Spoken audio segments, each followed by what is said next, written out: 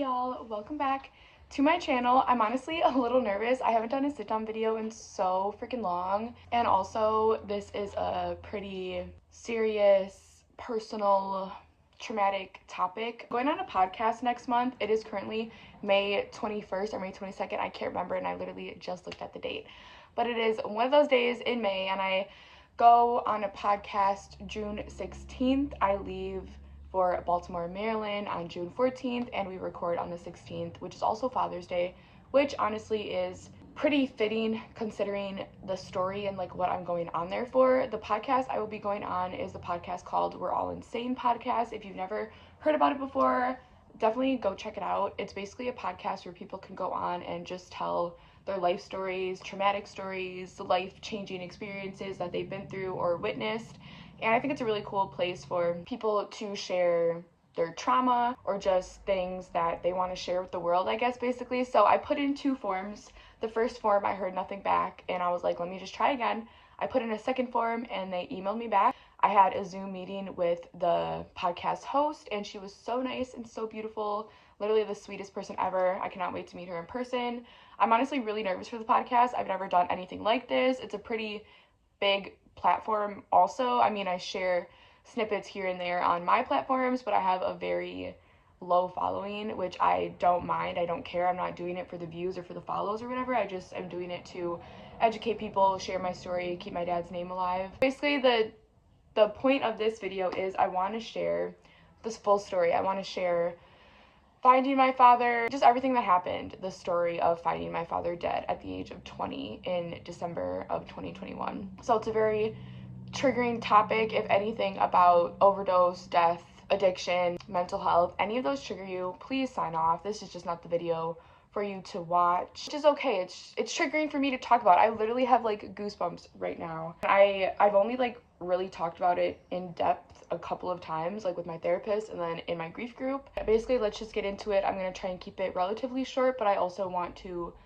give details and just background and stuff. Basically, I have an older brother and 2 little sisters. My sister that is closest to me in age, we are the only siblings that like have the same mom and dad. We all share the same mom but different dads. I grew up in Wisconsin, and my parents had us pretty young. I lived with my grandparents for a good chunk of my early childhood just because my dad was already struggling with addiction by the time I was born. My mom was working and going to school to be a nurse, so there was just limited time that she had for us kids, so I was always super close with my dad's parents. So yeah, I had a pretty steady, good, healthy childhood when I was living with my grandparents. And then my yaya means grandma in Greek, papu means grandpa in Greek. Those are my parents, so if I refer to that, that is what I am referring to, or who I'm referring to.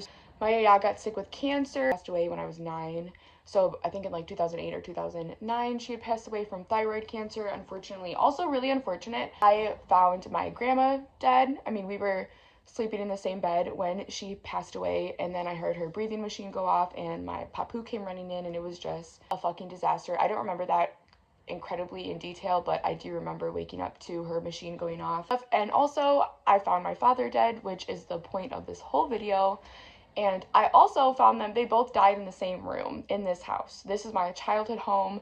This was my dad's childhood home. I've been living here for the last 6 years now. Both died in the same room. It's kind of weird, kind of a full circle, crazy moment. Yeah, I don't know. So anyways, let's get back to the story. When my yaya got diagnosed with thyroid cancer, my mom thought it'd be a better idea for me to move back in with them, like my mom and my dad. So I did. At the time, they were still together and they were still living. We were living at another apartment close to where my grandparents, like close to this house, so we were still relatively close. A lot of memories of my dad being in and out of jail, a lot of stealing, domestic abuse as well. My father was pretty abusive to my mom. He was really just emotionally and mentally abusive to like me and my sister, and I feel like he was just emotionally unavailable, which was hard as a kid. So as early on as I can remember, my dad was struggling with addiction, was in and out of jail, in and out of prison, again, a lot of domestic abuse. It was just a really toxic, unsafe, not suitable living situation for anybody involved.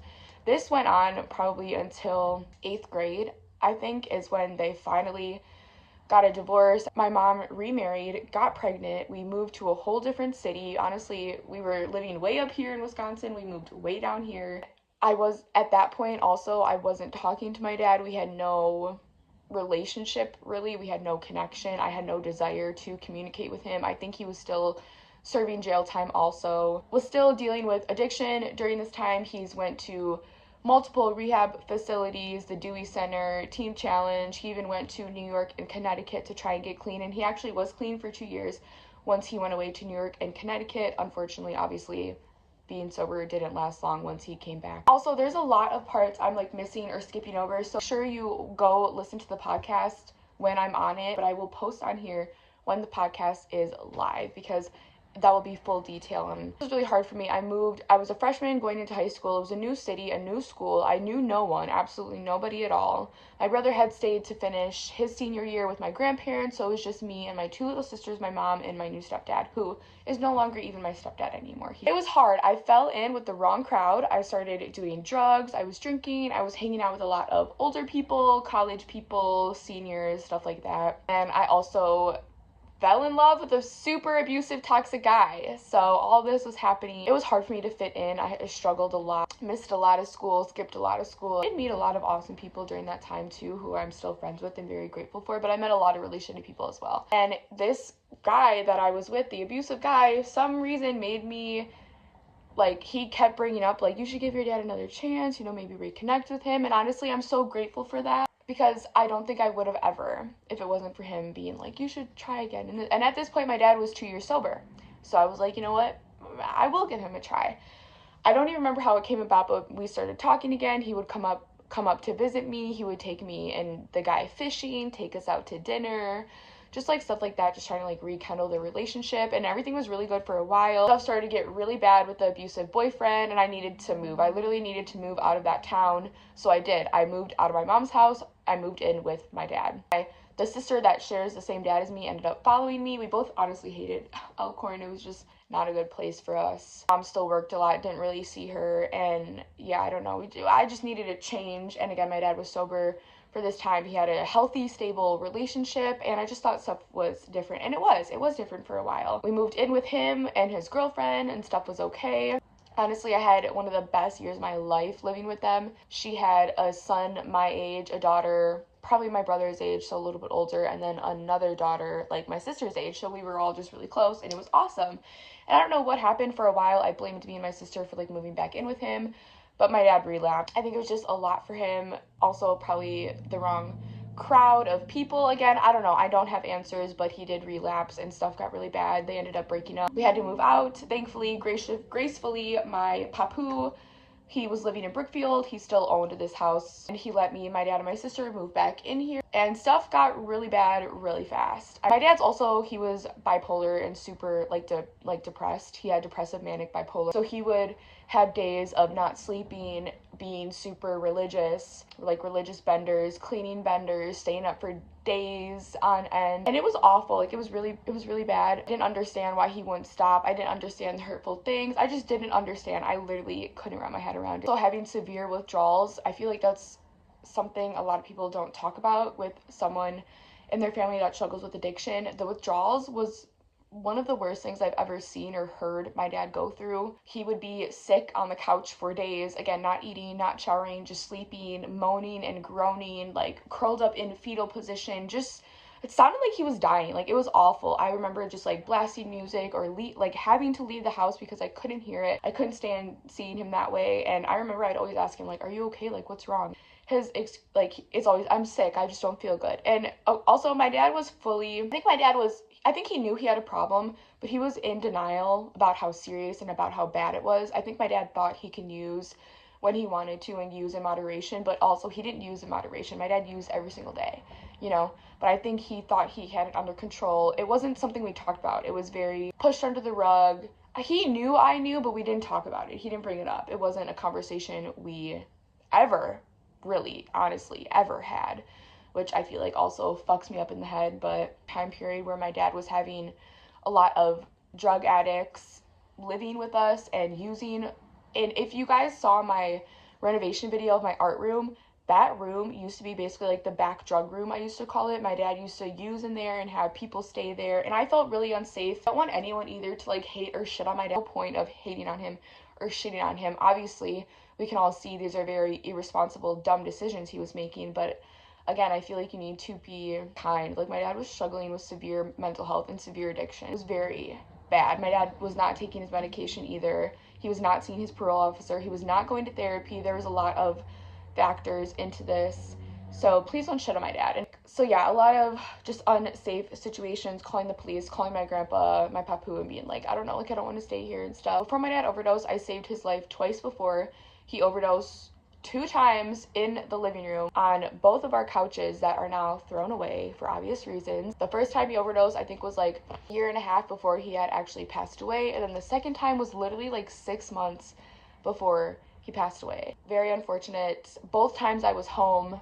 So both times I found him immediately, called, 911. He was slumped over on the couch. I had to move my dad's body onto the floor, his unconscious body, try and give him CPR while waiting for the paramedics and firemen to come. And those times saved him with Narcan. Both times my dad denied help. He denied treatment. The thing I learned through all this is they have to want to get better. They have to want to get sober. They have to want to be done. And it's not that they don't want to be sober. They do want to be sober, but it becomes so much of a need rather than a want the deeper and deeper you get into addiction. So for my dad, he felt like he needed this. And again, the withdrawals made my dad really sick, which is obviously just something you have to like go through to get sober. But my dad just wasn't ready. He didn't want this life. He didn't want to be addicted, but he wasn't ready to get better. And I don't know, you have to really want it. And you can want it, but just like, I don't want to say people don't want to get better, because no one chooses to be sick, and at the end of the day, addiction is a disease. And also it took me a long time to understand that it completely changes the chemicals in your brain. Again, it becomes a need rather than a desire or a want. And again, my dad wasn't using it to have fun. My dad was using it to get by every day. I feel like also people portray it as something that it's not fun for them. It's not something they do to have fun. It's something they do to literally survive. Before my dad passed away, I thought he was getting better. I thought stuff was getting better, but it wasn't. He was lying to me. There's a lot of gaslighting, manipulation. Again, there's so much that goes into having someone in your life with addiction. I was living with my dad full time, 24/7. So the amount of lying and gaslighting, and also just the hope of wanting to believe like, okay, he is doing better. He is doing what he says. I don't want to portray my dad as negative, because my dad, at the end of the day, he was a great person. He had a great heart. He loved helping people. He honestly lit up a room. My dad was such a kid at heart. I think about him, but I get sad because my dad had so much more to do, so much more to give the world, and I feel like it was really limited because of his addiction and because of his mental health and stuff.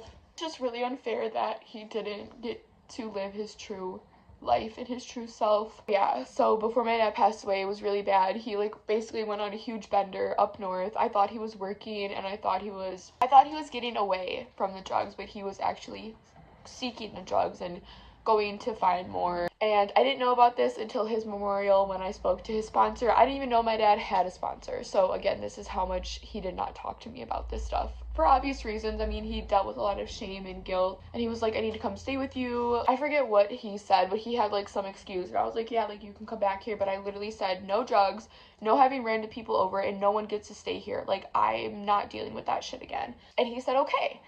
And again, I thought stuff was better. I thought he was up there working. And literally the day before he passed away, sent me a sober quote of my failure is not me, or doesn't define me, or something about failure and how you just have to rise up. And it literally said from Sober Times, this app that he had about sober quotes and stuff like that. Literally a day before he passed away, he sent me that. The night before he passed away, I had a friend over, and we both kind of thought my dad was being a little bit weird. He was just talking to us a little bit more, being a little bit more jittery. And at this point, I knew when my dad was high, so I was like, yeah, he's definitely on something right now. Or I thought maybe he's just having a manic bipolar episode. It was honestly kind of hard to tell sometimes. Anyway, so whatever, my friend leaves, my dad says goodnight, he closes his door. I have to work the next morning, so I'm like, okay, goodnight, I go to bed. I get up early the next morning, and my dad's light is still on, and I'm like, that's weird, but I knew he had to work that day, so I was like, maybe he's just up early getting ready. And my dad's TV was on Rush that morning too. My boyfriend had came to pick me up and take me to work that day, and I left without saying goodbye to my dad, which is honestly something I usually don't do. I usually say bye or something, or knock on his door, or not do that, which again, I dealt with a lot of regret for that for a while. I'm like 2.5 years in as I'm recording this, and I feel like I kind of just stopped having regret about, like, severe regret about it, like, a couple months ago. I know it's not my fault, and I know no matter what, there's not a guarantee I could have prevented what happened, and regardless, it's not my responsibility to prevent what had happened. I went to work, a couple hours go by, I'm on my lunch break. My dad's friend, who he was supposed to work with that day, who's also coincidentally named Mike, my dad's name was Mike, and he was like, hey, I'm at the house, your dad's not answering, no one's coming to the door, he hasn't opened any of my messages, like, I'm worried something's wrong. And I was like, yeah, that doesn't sound like him. So I was like, something's definitely not right. My dad's friend was like, what should we do? And I was like, let's have a welfare check done. I can't leave work right now. I don't really know what's happening. Police come, all the blinds are down, they don't see anything like suspicious or worth like entering the house in, so legally they couldn't enter and they did not feel the need to enter, so they did not enter. So the whole day I'm thinking, he's overdosed, something is wrong. I know he wasn't just sleeping, like I had just a gut feeling something was wrong. So I stick it out through work, 6 o'clock comes around. At this time, I don't have a car either, so I have to wait for an Uber. Every minute literally feels like an eternity. My Uber finally gets there. I'm on my way home. I'm like texting my boyfriend and my grandpa, and I'm like, I know, like, I just have a feeling something's wrong. Like, he hasn't said anything all day. And that wasn't like my dad. He always sent me a message too in the morning of like, good morning, have a good day, or a quote, or just something. There was nothing. I didn't read any of my messages either, which was not like him. He would at least read it if he wasn't going to respond. But he didn't. So the whole car ride home, I'm freaking the fuck out. I finally like get to the doorstep. I'm sweating, I'm panicking. I open the door, I run immediately to my dad's room, open the door, and my dad is slumped over on his bed. He literally still has a cigarette like in his hand on his lap. There is foam, mouth, liquids. Crack pipe is shattered on the ground, lighters on the ground. I remember saying immediately like, why would you do this? How could you do this? Why? Like, no, like just screaming, no, this isn't happening.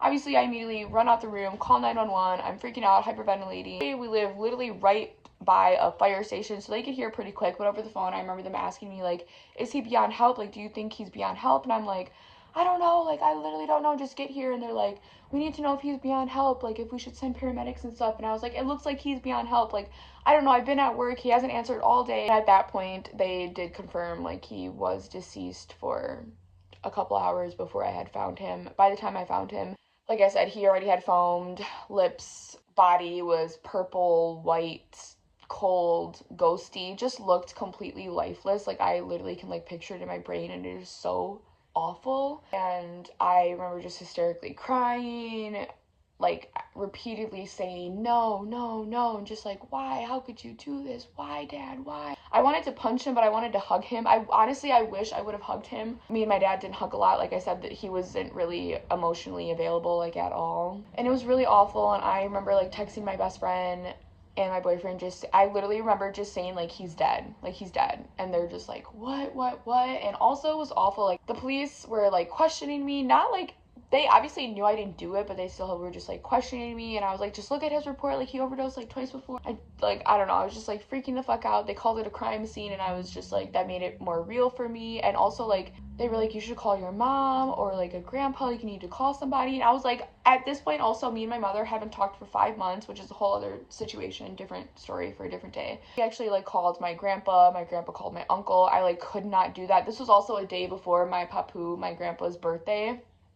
Like, are you fucking kidding me? Yeah, I thought the cops did all that for you, but they do not do that for you. And then it felt like an eternity just waiting there in the kitchen while my dad's lifeless, dead freaking body is just like literally rotting away in the next room. It took forever for the medical examiner to come. I'm not complaining or hating. I just felt like everything happened so fast, but also everything took an eternity to do at that time. And by the time the medical examiner got there, my boyfriend was there, and I was like, I just need to get out this house. Like, I need just to go sit in his car and just cry. And I remember just crying with him. I don't even know if I was saying anything. I just remember like just crying so freaking much. And they had to take pictures of the crime scene, obviously, and then of my dad's dead body. We're like being in my boyfriend's car, waiting for them to like be done. And I remember like bringing the body bag out and putting my dad's body in there and zipping it up, and I just like look away as they're carrying it out and like zippering it up and stuff. I've never seen a body bag because when my dad passed away, obviously my papu removed me immediately, so I didn't see any of that stuff, and I didn't want to see this with my dad. So yeah, I just remember like closing my eyes, and then I like get out of the car once they put my dad's lifeless body in the back of the ambulance, and like kind of go over like the next steps of like how long the autopsy will take. They'll be contacting my grandpa, and that was kind of it. They all just kind of like said they're so sorry and that they'll be in touch, and that was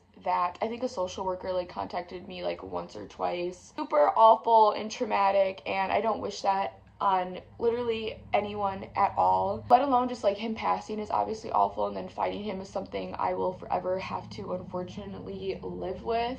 Finding him was obviously one thing within itself. The death of losing a parent is another thing within itself. It was a lot. I don't even remember the first year after he passed away, honestly, and that's what everyone says. It's such a blur. I don't even remember, honestly. I remember being so distraught, crying so often, like almost like every day. I remember like not being able to talk about it without just breaking down hysterically. I also like was in the process of looking for a new therapist, so that was like really freaking stressful. And I remember like just trying to find a new job. I think I quit my job too, and I took like 2-3 weeks off, and I was like trying to find a new job. There's a lot of tension with my family just because addiction is such a complicated thing. Overdose is such a complicated death. A lot of family had a lot of anger and resentment with my father, which I did as well, but also like I had just found him deceased, and I really just needed support and love, and I felt like it was just lacking with certain people in my family. It's a very complex situation and relationship. First year was really hard. It was really awful, but honestly the second year was almost just as bad, because I feel like the first year I was just on autopilot. I was just trying to survive, literally just trying to get through each freaking day. So yeah, I feel like the first year I was super numb. Everything was just kind of a blur, and then the second year, which was last year for me, everything was just really intense. Everything was intensified. I felt the feelings so strong. Every holiday, anniversary, everything was just way harder for me to get through. And for me personally, the dates are hard, obviously, but for me, I have severe anxiety, so for me, the anticipation is almost worse than the actual day. Some people, actually a lot of people have said it's the opposite for them. The anticipation is less worse, and the day is actually worse. But again, I struggle with severe anxiety, so I always upplay stuff, and I always imagine it and prepare for it to be godly awful. So it's kind of nice when it's not godly awful. Like, it's awful, but I don't know. So yeah, second year was really, really hard. I feel like everything was just more real, and it hit. And now I'm like 2.5 years in. My dad passed away December 8th, 2021. So this year, it's 2024. It'll be 3 years since my dad has passed away. And sometimes it still doesn't feel real. Like, I'm saying it out loud, and I'm like, what? Like, part of me is also still just waiting for my dad to walk in my house, or, I don't know, call me again. Like, just stuff like that. I think it's just the desire for him to be here, so obviously I want to think those things and believe those things, and I know my dad is passed away, but I don't know, sometimes it still doesn't feel real. Like, right now it doesn't feel real. I feel like I'm in like a alternate universe time warp thing. Like, it just doesn't feel real. It's really weird. I wrote this thing about time, and it was like, with grief and with death, time is so weird because it feels like it just happened yesterday, but it also feels like it happened like a lifetime ago. It feels like so much time has passed, but everything is also still fresh, and I miss him so much, and everything is just so raw still. It feels like it just happened. I don't know, I like really can't explain it. And losing my dad has taught me so much. It's taught me to be grateful for literally everything. Don't take anything or anyone for granted. Appreciate everything. Tomorrow is not promised. The next hour is not even promised. So literally live your life as if it was your last. And that doesn't mean like be reckless and impulsive and do dangerous stuff, but like stop and smell the roses. Tell people you love them. Do stuff you enjoy. And then also I eventually got a new therapist, which I'm still working with him. He's freaking amazing. Changed my life. Changed me for the better. But also I put in a lot of work in therapy, outside of therapy, with my journaling. I have read endless books about addiction, about grief since losing my father. I think I have like a post about like books I've read that have helped me like through my grief journey. I've done so much journaling. I write letters to my father. I do self-reflection. I also attend this grief group. So the grief group I attend, it's called GRASP. It's like grief after substance abuse death. I thought it was just in Wisconsin, but it's universal. They even might have some places in Canada. My grief group leader said it is definitely around the United States and possibly Canada. So it's GRASP, GRASP, for people who has lost someone to overdose addiction of drugs or alcohol, which I love. It's a free group also. We need more free, accessible group therapies like this. I found this grief group from the firemen who saved my dad's life, like the first time he overdosed. And they actually came to my house, like asking for my dad, asking if he was like ready to get help. They were also giving out Narcan kits, which were awesome. Narcan is what saved my dad's life the 2 times he overdosed. Also, I should clarify, my dad overdosed from fentanyl poisoning. My dad did not have enough cocaine in his system to overdose. My dad was not trying to overdose. My dad was not trying to kill himself. It was an accidental overdose from fentanyl poisoning, which is how my dad overdosed the 2 times prior to his death. It was from fentanyl. That's also another huge topic, the fentanyl crisis. Fentanyl is getting laced into everything. A lot of people are dying from fentanyl, not from actual cocaine or heroin or meth.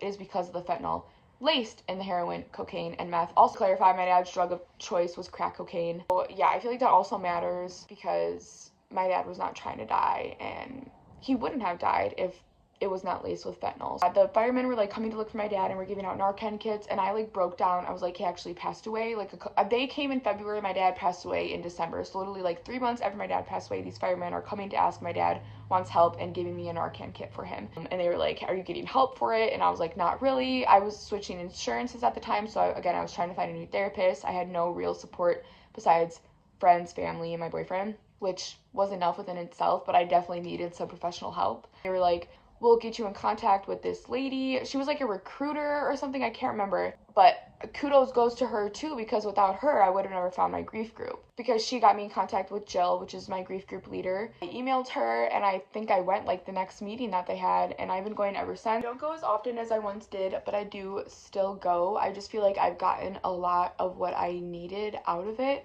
And also we have been having a lot of new people attend, so I feel like it's repetitive of a lot of the stuff I heard in the first 2 years that I needed to hear, and I needed that support and stuff, but I'm just at a different, not stage of it, but there's not stages to like grief or anything, but I can't explain it. Like, so much changes between the first year and the second year and the third year, etc., etc. So I wish there was almost like year 1 grief group, year 2 grief group, year 3 grief group, like kind of stuff like that. But it literally saved my life. I don't think I would have made it through the first year without it, like genuinely, especially not being in therapy. And again, a lot of complicated dynamics with my family, with my dad's death and stuff like that. So yeah, it completely changed my life. It taught me so much. It taught me that addiction is a disease. It taught me the 5 stages of grief, which again, you can have the stages at different times. It can be overlapping. It's not like a boom, boom, boom. It's more of like a literally.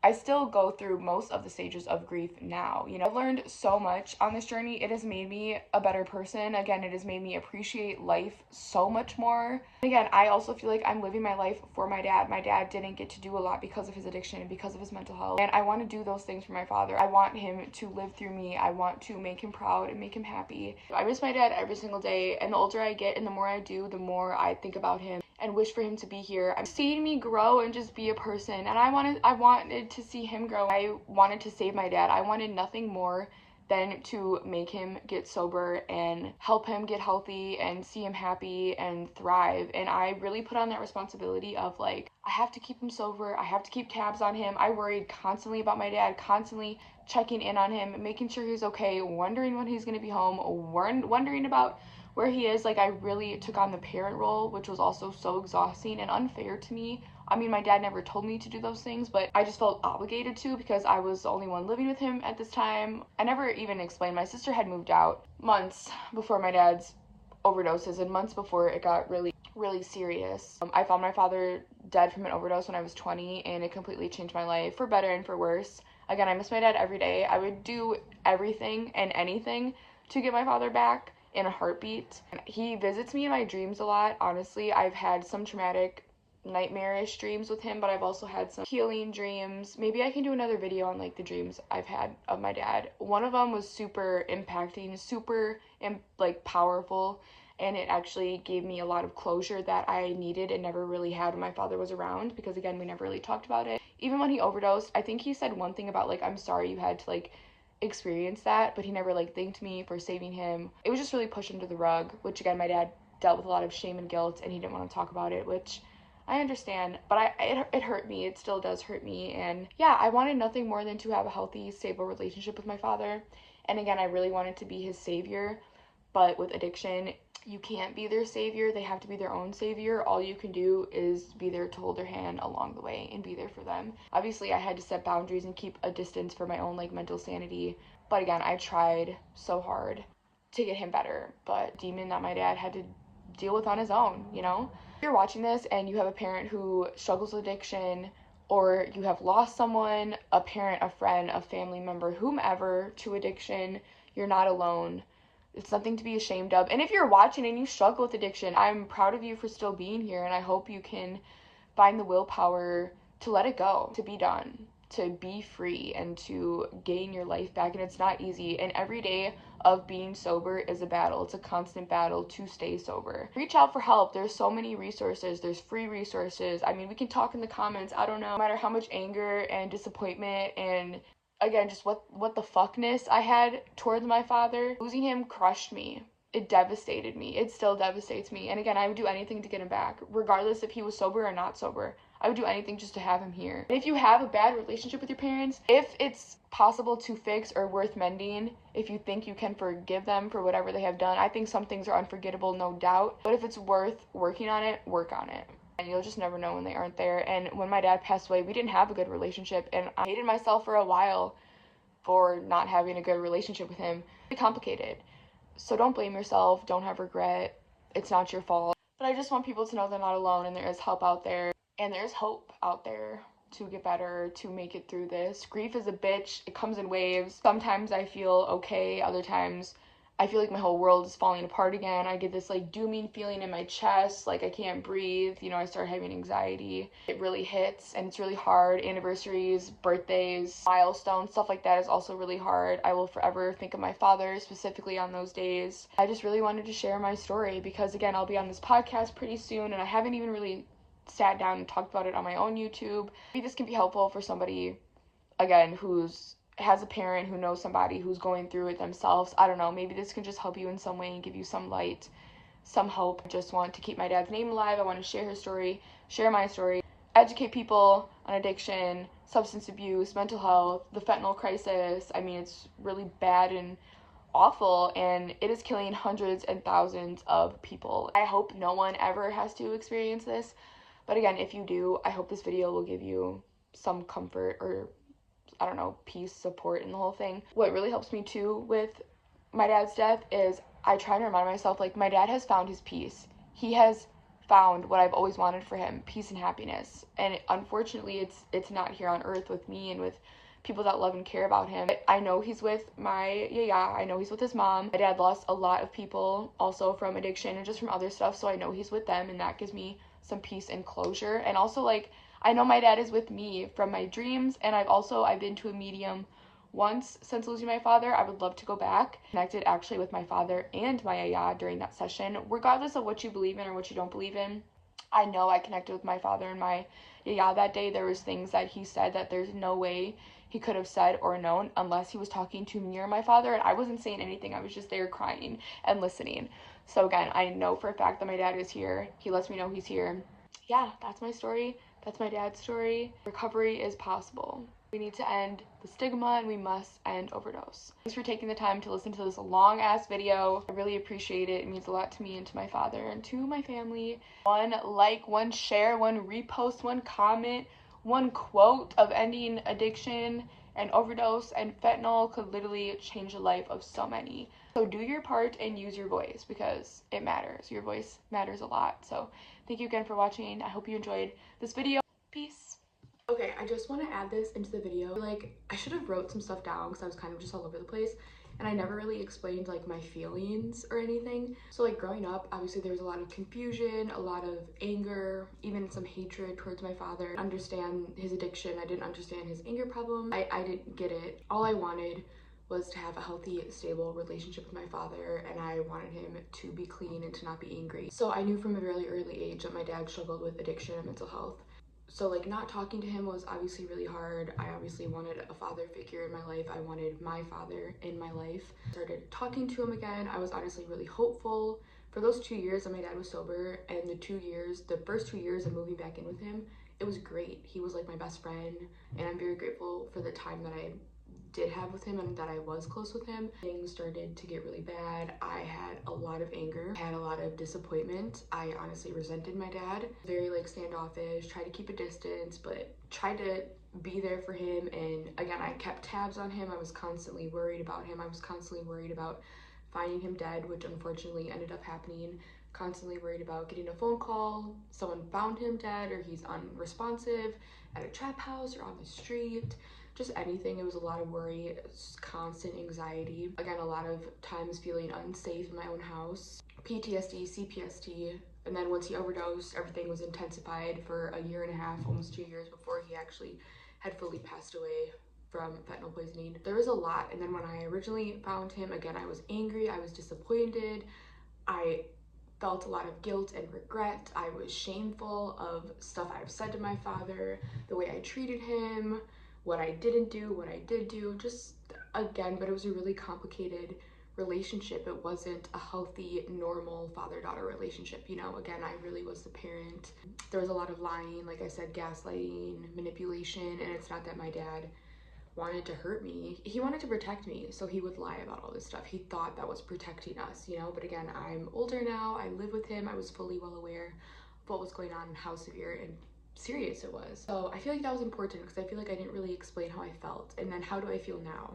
I still feel devastated. I'm heartbroken that my dad's not here, but I've come to terms with it's not my fault. No matter what I could have done, it's not a guarantee it would have prevented my father's death. I still miss my dad, obviously. Again, I've been having so much accomplishments lately. I really wish he could be here for them. I have found some peace with the whole situation. I have found peace in the aspect of like my dad's not struggling. He's not miserable. He's not sick anymore mentally and physically. My dad has found his peace and his comfort. Sadly, us left on earth have not found our peace or our comfort. I don't ever know if I will, but that does give me some like he is okay, and that's all I ever wanted. Obviously, I want him to be okay and alive, but that's just not the scenario that I'm in, unfortunately. Losing him has made me really think about religion again. I grew up pretty Catholic. I went to a private school for a while, went to church, stuff like that, you know. I definitely believe in a higher power. If anything, I'm more spiritual than like religious, but I believe there is something out there. My dad has visited me in my dreams, and I've also went to a medium and I've connected with my father. So I know he's here somewhere in the realm of life and afterlife, and maybe in the middle. I'm a firm believer in energy cannot die. Us humans, every living thing has energy, so every living thing cannot die. We can't just vanish. Energy cannot be destroyed. So ultimately, I know my dad's soul is somewhere. This is just an external being. That also gives me some hope to know that I will see him again someday. Like, thinking about it makes me happy, sad, emotional, makes me want to cry, makes me excited. Not that I want to die or anything, I definitely don't, but obviously I can't wait to see him again. That'll be one of the best days of my life. But yeah, I'm hopeful for the future. I know, again, it'll be a forever journey I will have to navigate and work through and deal with, but I'm grateful to be here. I'm grateful that my dad is by my side, and I'm grateful that he, again, has found his peace and is with his mom, Maya, and all the other people that he loved and lost. Yeah, I'm at a completely different place than where I was when I first found him. I have changed so much. I've grown so much. I've learned an incredible amount of things about myself, about life, grief, love, relationships, everything. Every day is different. Some days I'm okay, other days I'm not okay, and little things will trigger me and I'm just sad and thinking about him. And it just depends. Like I said, grief, it's like this painting. It's kind of just everywhere. There's no timeline, there's no right or wrong thing to do. I'm sending you a hug if you are grieving someone, something, someplace. You can grieve a lot of different things. It doesn't just have to be a human being. Yeah, I'm sending love to you, so.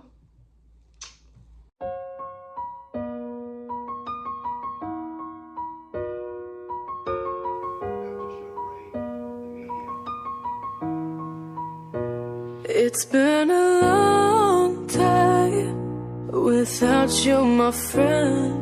And I'll tell you all about it when I see you again. We've come a long way from where we began. Oh, I'll tell you all about it when I see you again. When I see you again. Yeah. Man on the the planes we flew, good things we've been through, that I'd be standing right here talking to you about another path. I know we love to hit that road and laugh, but something told me that it wouldn't last. Had to switch up, look at things different, see the bigger picture. Those were the days, hard